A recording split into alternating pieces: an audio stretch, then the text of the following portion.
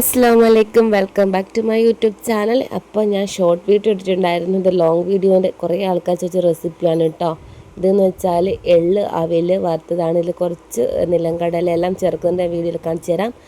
അപ്പോൾ ഞാനിവിടെ അടുപ്പത്തു നിന്നാണ് ഇത് ഉണ്ടാക്കുന്നത്. നമ്മുടെ ഗ്യാസ് അടുപ്പിലൊന്നും ഈ പാത്രം കൊള്ളാത്തതുകൊണ്ട് നമ്മളിതാ അടുപ്പത്ത് വെച്ചിട്ടാണ് ചെയ്തെടുക്കുന്നത് കേട്ടോ. അപ്പോൾ കത്തിക്കുമ്പോൾ ശ്രദ്ധിക്കുക, അധികം ഓവറായിട്ട് വിറക് വെച്ചാൽ ചിലപ്പോൾ അവിലെല്ലാം കരിഞ്ഞു പോവും. അപ്പോൾ കുറച്ച് എന്താക്കുക, തീ ഒന്ന് കുറച്ച് വെച്ച് അത് അറിയാമല്ലോ. അപ്പോൾ ഞാൻ ഇവിടെ 1 കിലോ അവിലാണ് എടുത്തിരിക്കുന്നത്. ആദ്യമായിട്ടാണ് 1 കിലോ വെച്ച് ഉണ്ടാക്കുന്നത് കേട്ടോ.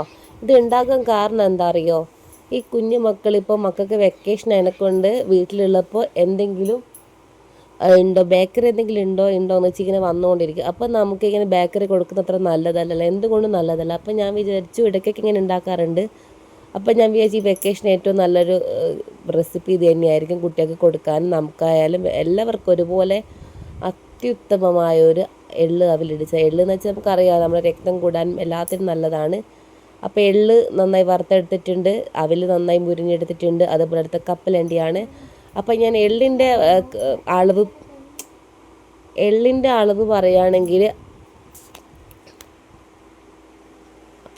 1/2 കിലോ എള്ളാണ് എടുത്തിരിക്കുന്നത്. 1 കിലോ അവിലിന് 1/2 കിലോ എള്ളും അതേപോലെ 1/2 കിലോ കപ്പലണ്ടിയായിട്ട് എടുത്തിരിക്കുന്നത്.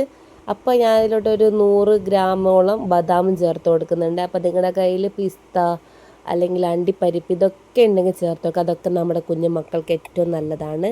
അപ്പം ഞാൻ ആദ്യം ഇതൊന്ന് പൊടിച്ച് നോക്കാൻ കേട്ടോ, ഇതിൻ്റെ അവസ്ഥ എന്താണെന്ന്. ആദ്യം ഞാൻ കുറച്ച് ശർക്കര എന്താക്കിയത് ജാറിലിട്ട് കൊടുത്തിട്ട് അതിലോട്ട് അവിലും എള്ളിട്ട് ഇതുപോലെ പൊടിച്ചെടുക്കാൻ പറ്റും കേട്ടോ. അല്ലെങ്കിൽ സെപ്പറേറ്റ് ആയിട്ട് എല്ലാം കൂടെ പൊടിച്ചെടുത്തതിന് ശേഷം ശർക്കര ചേർത്ത് കൊടുത്താലും മതി. അപ്പോൾ ഞാനിത് അവിലിട്ട് കൊടുക്കുന്നുണ്ട്. ഇപ്പോൾ ഞാൻ ശർക്കര ഇട്ട് കൊടുക്കാതെയാണ് ഇത് പൊടിച്ച് കാണിക്കുന്നത്.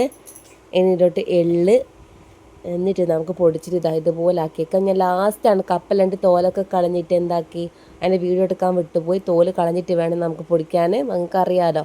അപ്പോൾ തോല് ക്രഷ് ചെയ്തെടുക്കുക കേട്ടോ. ഒന്നിങ്ങനെ നമുക്ക് കഴിക്കുമ്പോൾ ഇങ്ങനെ കടിച്ചുകൊണ്ടിരിക്കും, നല്ല ടേസ്റ്റാണ്. ഇതിപ്പോൾ ഒരു 4 കിലോൻ്റെ അടുത്തൊക്കെ ഉണ്ട് കേട്ടോ. അതൊരു 5 കിലോ കൊള്ളുന്നൊരു പാത്രമാണ്. അപ്പോൾ 4-4.5 കിലോയിലൊക്കെ ഉണ്ടാവും കേട്ടോ. അളവ് കറക്റ്റ് അറിയൂല. എന്തായാലും ഒന്ന് ഉണ്ടാക്കി നോക്കും, നല്ലതാണ്. നമുക്ക് സ്ത്രീകൾക്കായാലും കുട്ടികൾക്കായാലും എല്ലാവർക്കും നല്ലതാണ്. വൈകിട്ടുള്ള ചായക്കൊക്കെ അത്യുത്തമമാണ്.